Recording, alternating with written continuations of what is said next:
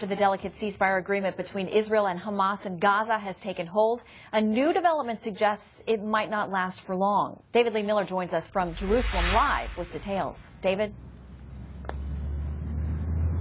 Shannon, it seems that new Iranian weapons could soon be on their way to Gaza in the hands of militants. The Sunday Times of London is reporting that an Israeli spy satellite spotted an amount of cargo being loaded onto a ship in Iran that contained Fajr 5 rockets. Those are the rockets that militants in Gaza used to fire at Tel Aviv as well as Jerusalem. The Israeli military is believed to have destroyed a significant amount of the Fajr 5 stockpiles.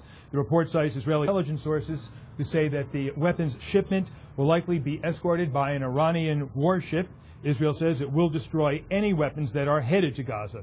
The paper also says the cargo ship might contain longer-range ballistic missiles to be deployed in Sudan for use against Israel.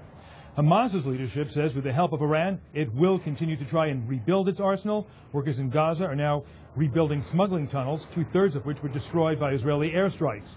And according to Iran's official news agency, Iran's president called Hamas's prime minister to congratulate him on, quote, a great victory. He went on to say, and I quote again, "We stand by the Palestinian people."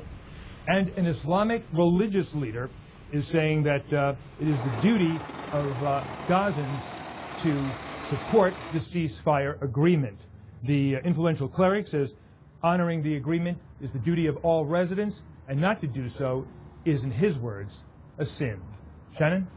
David Lee Miller live for us in Jerusalem. Thank you. Well, the State Department is calling for calm in Egypt after President Mohamed Morsi's power grab there. As opposition groups band together to protest their president's sweeping new powers, the White House is quiet. Is it time for the U.S. to get directly involved? Congressman John Garamendi of the House Armed Services Committee and Congressman Blake Farenthold of the Homeland Security Committee join us now. Gentlemen, welcome to you both. Good to be with you. Glad to be here. All right, Congressman Garamendi, I'll start with you. Your colleagues over on the Senate side, some of them have been very vocal.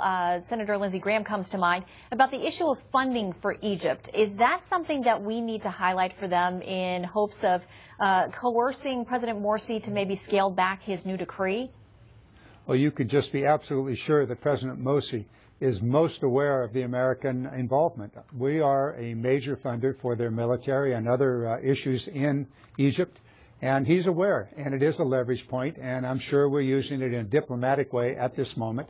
I probably used it to get that ceasefire and got a big task on the ceasefire.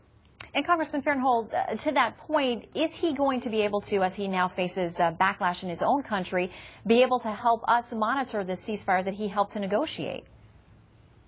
Well, I certainly hope so, but the money that goes to Egypt comes with strings, and part of those strings involve the peace process in Israel. And how do you think that ceasefire will hold at this point? We just had David Lee Miller reporting live for us from Jerusalem about a lot of things that still are very tenuous at this point. I'll start with you, Congressman Farenthold, first. Do you anticipate that ceasefire will hold for long? Well, I certainly hope it does, but the reports that we're hearing of additional weapons heading into Gaza is certainly troubling. I think Israel made that intelligence information public to prepare for a possible strike on that ship while it's en route as it approaches Gaza. And Congressman Garamendi, I'll bring you back in here too as well. Is it time, because we have heard from the State Department, is it time for the President himself to now publicly speak on this, or the White House to issue a statement specifically addressing what Morsi's done over the last few days? Well, the President has been very clear throughout his first term, and I'm sure he will be this term, about the power of democracy and about the necessity for democracy in every country, and certainly has spoken many times about the importance of democracy in the Middle East. Not only in Egypt, but Libya and beyond. So he will be speaking on it. So we certainly have seen the Secretary of State, Clinton, out there, very active in this area.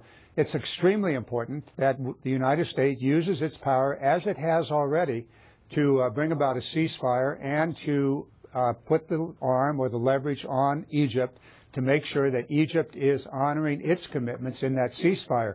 It's very, very important. It may very well be that Iran is testing Egypt here for the ultimate power in the Middle East. So there's conflicts all around, not just within Egypt, but between countries. And Iran is a major player and a huge, huge problem for us, as well as for its neighboring countries. All right, now, since I have you both, I very quickly, emphasis on quickly, want to ask you both your feelings about the possibility of a negotiation keeping us back from the fiscal cliff. Congressman Farenthold, first to you. I'm optimistic. The president has said he wants to reach a solution, and we don't want sequester to take effect. And with what's happening in the Middle East, we don't need sequester to take effect. And Congressman Garamendi, final word to you on that. Got to do it. We simply have got to compromise. We've got to go to the middle. We've got to give up on the things that we've held so dear and move to the middle. At the same time, it's possible for every side to maintain its principles here. It can be done. It has to be done. And so we have no choice. Let's just get it done. All right, for the good of the country, we wish you both the best on that front. Congressman Garamendi, Congressman Farenthold, thank you for your time, gentlemen. Thank you. Thank you. All right, you've heard of going back to your roots. Well, a new